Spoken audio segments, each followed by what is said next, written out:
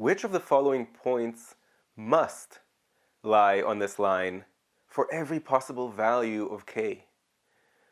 This question is designed really well because if you understand what it takes for the point to lie at this line, regardless of the value of k, then you don't need pen and paper.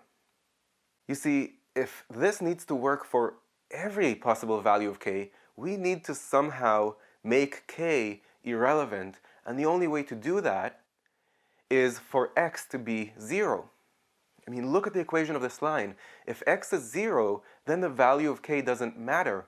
So go to the answer choices, pick the only answer choice that has 0 for the x coordinate, and move on to the next question. If you found this video useful, go to quantreasoning.com for a lot more where that came from. You should also click that like button and let me know in the comments below what you'd like me to make future videos about. And of course, if you haven't yet subscribed, go ahead and do that and click that bell below so you get notified about future videos. See you next time.